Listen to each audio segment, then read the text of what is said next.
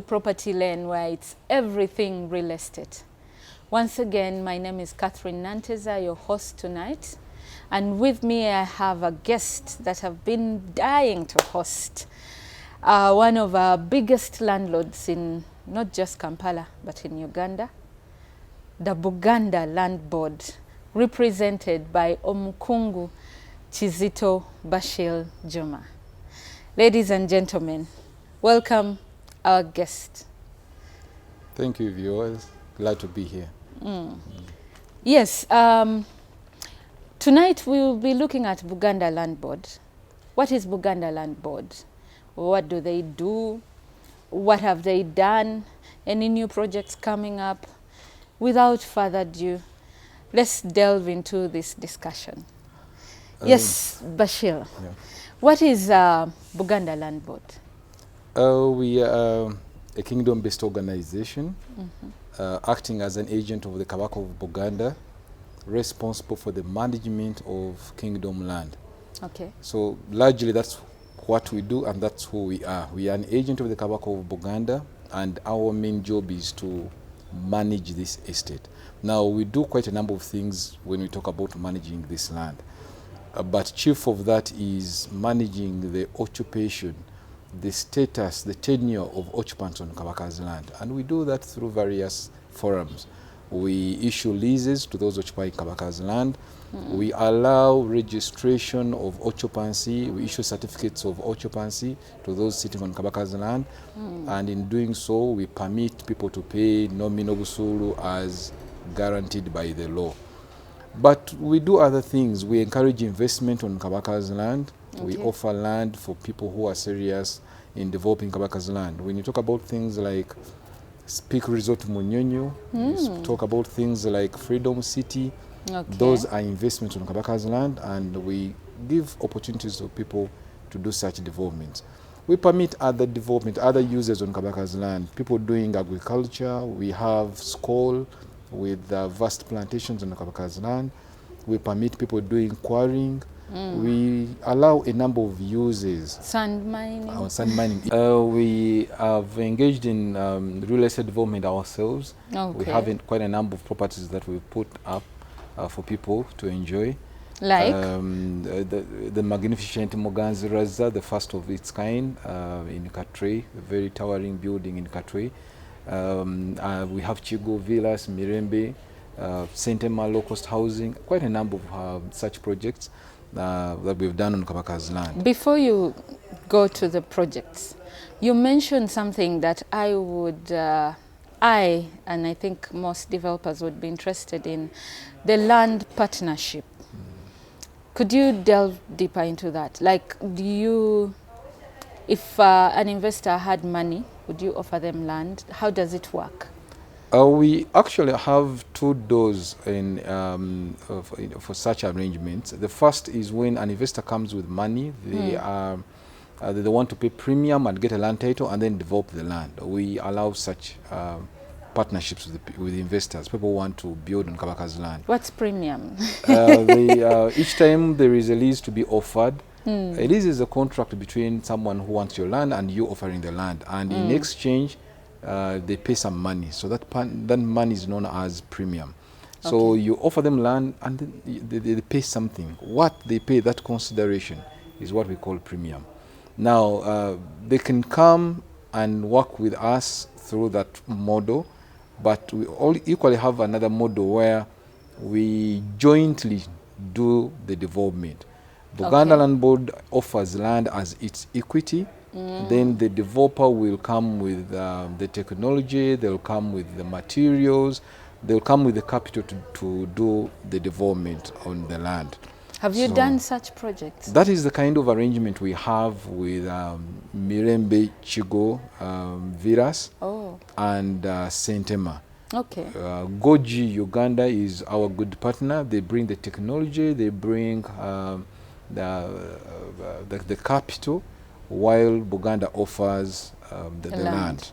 Okay. So in so doing, we help the investor not to spend so much money in acquisition of land. They straight away use their capital in carrying out the development they want to put on Kabaka's land. Is it limited in terms of values? Or even me who wants to put up an arcade can come? No, we open to so many people. We allow people to come up with their proposals to us. We always invite and welcome people to come with proposals. We listen, we discuss, and then make decisions. We're having one very soon, and this will be on agriculture. Okay. So that shows, and that will only be on 400 acres. So it depends on what someone's vision is. The idea is we welcome people to bring up ideas, then we will discuss. I like the way you say only 400, you know? Yes. Yeah, that's why I say they are our biggest landlords. Because ordinary agriculture would be on vast amounts of land, square miles. So if you're doing 400 acres, that is quite a small number for agriculture. How long is that process? For instance, if I had an investor and they have their proposal, when they approach Buganda Land Board, how long does it take for that to be actualized or signed? For you to endorse it? It will depend on and what are you looking for from the investor? It will depend on quite a number of things. It could be long or it could be short depending on how the discussion has moved. But quite clearly, the investor gets some straight away benefits. They know they're dealing with a legitimate person. The biggest problem with investors today in Uganda is getting who the legitimate person is. Quite often they come to Uganda, meet brokers, meet middlemen who don't even own this land, and before they know, they've spent 6 months in Uganda and they have nothing. So the first thing they get when they come to Buganda Land Board is that assurance, that guarantee that they're dealing with the right person.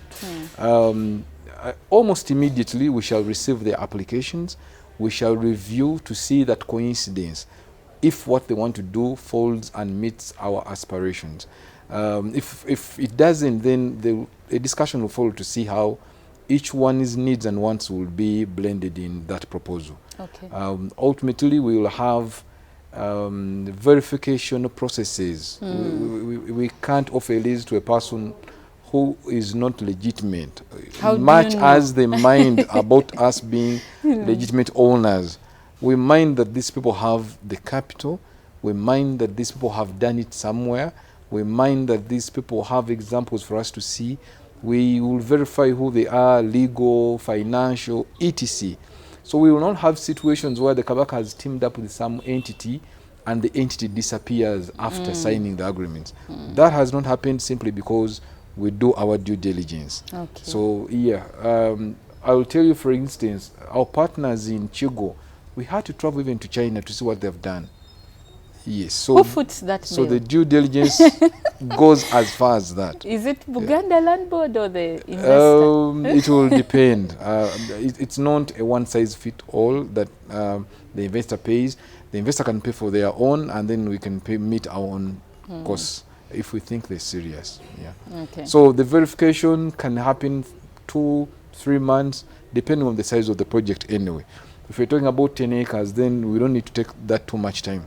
But if we're talking about 15 square miles, then the process could go even 4 months. Thank you so much about that. Does Buganda Land Board have a master physical development plan?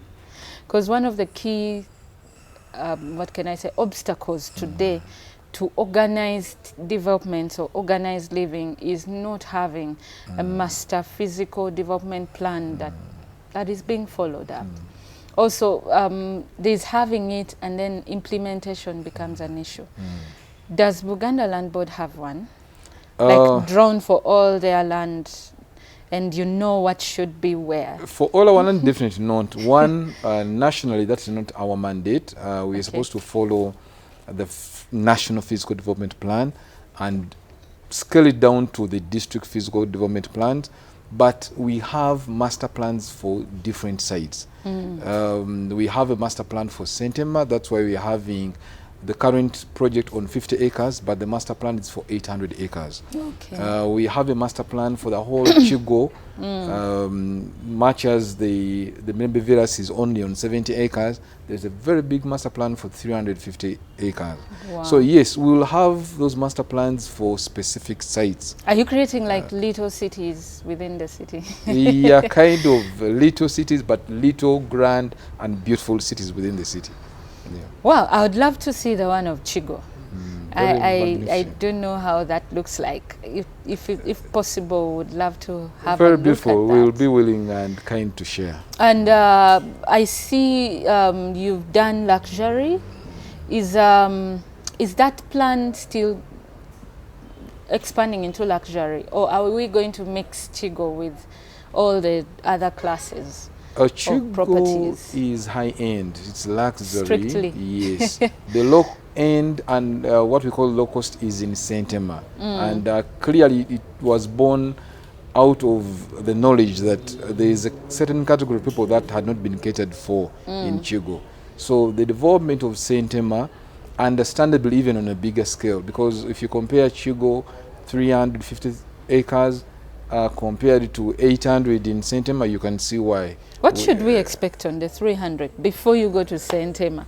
What should we expect on the 350 acres? The master plan has quite a number of things. From the villas, we expect some high-end something more condominiums. than what we have. Yes, but quite clearly, whatever we shall put there shall be luxury, shall be for the high-end customer. Will there be like a golf course, water park or something, children's play area, schools, Chigo was hospitals? developed in a very big consideration of the whole area. So we're not doing Chigo Mirembe Villas in isolation.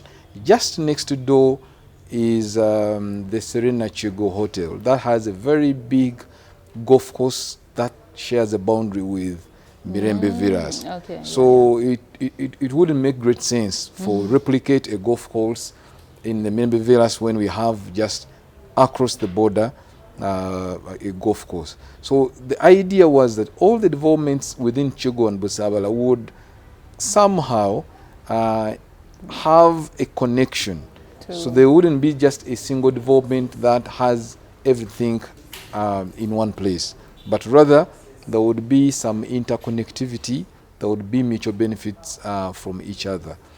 As opposed to Saint-Emma where we have all the things you're talking about in one place, because we acknowledge the neighborhood is not that developed. Okay. So that means we've put in place everything that should be beneficial to that community. Yeah. Okay. We are going to take a short break and we will be right back with this discussion from Buganda Land Board. We want to know there are concepts that have come up like Chibanja and all the Chibanja issues, the Saint-Emma. We want to know what is in Saint-Emma and what plans do they have. Don't move.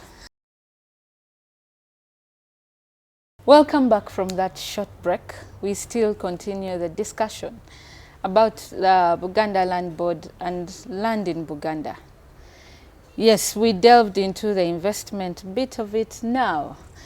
I normally get issues as an agent selling land that is from Buganda Land Board. Because when you talk of Chibanja, people are worried, should we buy this land? Is it safe? So could you take us through security of tenure in Buganda Land Board? I'll begin with clearing some misconceptions. To begin with, one can acquire a certificate of title on Kabaka's land. I've had so many people advertising that whatever we are selling is titled land, unlike something else. You know, the imagination. They are referring to you. Yes, there's that general misconception that there are no land titles in Kabaka's land. But as a kingdom, we have offered land titles on official estate land since 1919. So we have leases as early as 1919. Yeah, so therefore the misconception that there are no land titles in Kabaka's land is wrong. But Bashir, I remember I encountered land in Kayunga, and there are still those issues actually there, where you find maybe princesses or the Mutakas that own Square Mile. And the Square Mile currently, obviously, has over 1,000 households living on it. And these guys don't have titles. Like, how is Buganda Land Board handling that? Buganda Land Board has opened up to its occupants and offered various avenues for them to acquire security of tenure. The first, again in line with the Land Act, again in line with the land policy, is registering them, offering them documents of ownership, allowing them to pay busuru, and then having certificates of occupancy. So any ordinary person with the sales agreement, with even nothing, but you own but this has chibanja been here for quite 50 a while. years. Yes. Yes. So if you're in that bracket of a bona fide or lawful occupant on Kabaka's land, then you can come to Buganda Land Board and we can issue you certificates of occupancy and allow you to pay busuru in line with the law. And that is the one way you see your tenure is very secure with Buganda. But away from that, again, we offer opportunities for people to acquire land titles on Kabaka's land. What if I don't know the owner, like the original owner? And for instance, people are selling, original owner had like 100 acres. He sold 20 to my father, who has given away probably 1 to each son. And then the son subdivides the land also into 20 decimals. And now the owner of the 20 decimals is selling probably 12 decimals. Now the one buying 12 decimals may not be able to trace it up to the original owner of the 100 acres. That is the benefit. How do you help this one? That is the benefit of the Buganda Land Board, that you don't have to trace the so many owners, the previous owners. You don't have to. Why? Because we all know that the land belongs to the Kabaka. So the current registered proprietor is the Kabaka of Buganda, and that is what matters. So it doesn't matter whether you are the 5th generation buyer or the 3rd or whatever number. But as long as you're on Kabaka's land, all you have to do is go to Buganda Land Board and register in your own right as a Chibanja person, regardless of whatever generation you are. That's new. So when you want to acquire a land title, you have the freedom to get 49 years of lease, 75, or even a maximum of 99 years. But there's something quite unique and special about Buganda Land Board leases. Very special, that no lease in Uganda has such a clause. There is something we call a reversionary interest. Often when leases are issued, at the expiry of the lease period, the land reverts to the landlord, and that's where lies the fear for most people, that they could lose whatever they have on the land at the end of the lease period. Now, Buganda Land Board leases have a special covenant that at the end of the lease, the status of this Chibanja person will be restored. Okay. That the moment the lease expires, you revert back to a Chibanja owner, as opposed to, say, a lease by Uganda Land Commission or a district land board. If the lease expires and you don't renew it, then you're in trouble. As far as Buganda Land Board is concerned, once your lease expires, then automatically you become a Chibanja holder, protected by the laws in the country. Now, that is something very unique, something we are so proud of, because we have studied the fears people have over leaseholds. Okay, the other fear is if someone is inheriting land and maybe did not know that the lease expired, how the transfer from probably the previous with no documents to the new person that is an administrator or the heir that is taking over this land, how is that process in Buganda Land Board? Transfer of ownership is fortunately guided by law. If it is a Chibanja, you must always seek consent from the landowner. So depending on the various status of the one holding the Chibanja, if you're inheriting, then that means you don't even have to struggle with that consent, because we shall recognize that you are a beneficiary of an estate of the deceased. And all you have to bring to us is letters of administration, and then we shall register you as the new administrator. Then you will have the right to give away the land to the various beneficiaries. Okay. But if you're acquiring this land as any other person who has bought, then you are advised that before you buy, seek consent from Buganda Land Board for various reasons. It is very possible that you could be acquiring land that has a cultural site on it. It is very possible that the people transacting on the land may not even be the rightful owners. They may be simply holders of office. They could be transacting as holders of that particular office, not necessarily in their private right. So it helps you, before you part with your money, to consult Buganda Land Board on the eligibility. Is the land available to be transferred? Is it available to be purchased? Okay. Because I'll give an example. We have Masiro. Masiro are the tombs in the kingdom. And we have caretakers who strictly are holding that title by virtue of their office. Okay. They have no right whatsoever to transfer, to pass on ownership to anybody else. Now, it would be very absurd if you took up a transaction with such people, caretakers, absent in mind that it doesn't belong to them. You've seen land in Bunga and most of Buziga under a certain individual. Are those the holders of office you're talking about, or is that Kabaka's land? I know you know the owner. Bunga, there's quite a number of private minor land, so it's quite possible that whoever is dealing with land in Bunga is not Kabaka's land. But Buziga, 99% of Buziga is Kabaka's land. Because you hear that you need to get consent from one individual, and it's quite a large chunk of land. So, like if you're buying or if you're transferring, there's one individual that signs. The best thing I can advise anybody, if you want to buy and you're afraid you don't know who to consult, you can come to Buganda Land Board, even if it is not Kabaka's land. You can come to Buganda Land Board. We have the professionals, we have surveyors who can visit this land with you. They can pick coordinates or any source of information that they need to analyze. They'll come back to office, analyze, and they will advise you that A, it is Kabaka's land, and therefore you can seek consent from Buganda Land Board, or that it is actual land that belongs to person or individual X or Y. Oh, okay, like in Mukono, where there are princesses that own, and you need to check with them to get transfer. Are they still under Buganda Land Board, or it's their individual land? Buganda Land Board handles only official estates. Now, the 1900 agreement characterized land into two. There's land that was given to people as private individuals, and then land that was kept to be held in official capacity. Now, what we manage is only land that falls in that bracket of official capacity. However, note this.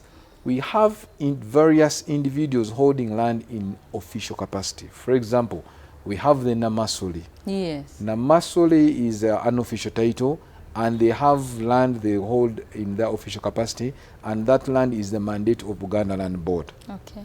Then we have land belonging to various princes and princesses in Buganda, again in official capacity. That land is managed by Buganda Land Board. So anything official, whether we have an individual private custodian, it doesn't matter.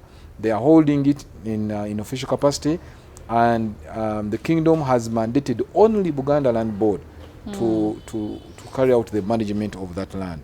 Now, that is quite different from any other private estates owned by these individuals. Even the Kabaka of Buganda has estates he holds in his private capacity.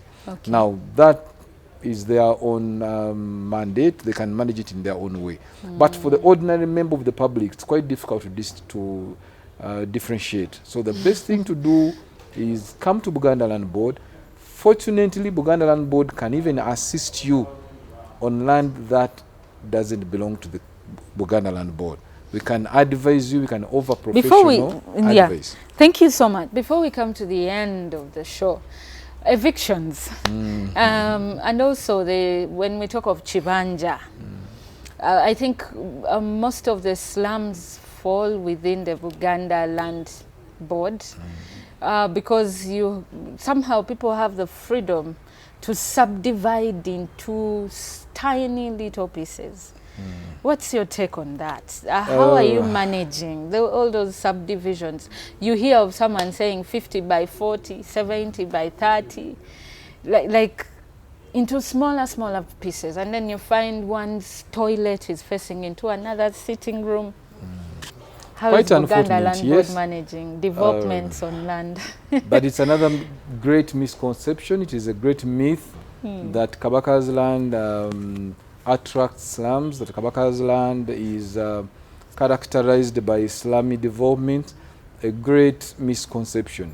One, we must appreciate that that people can have a right to own land in whatever sizes. When you look at our laws, the Land Law, the Registration of Titles Act, etc., they all talk about Chibanja without defining the size, meaning that the problem comes even from the definition by law. Okay. But two, we must realize who is responsible for development control.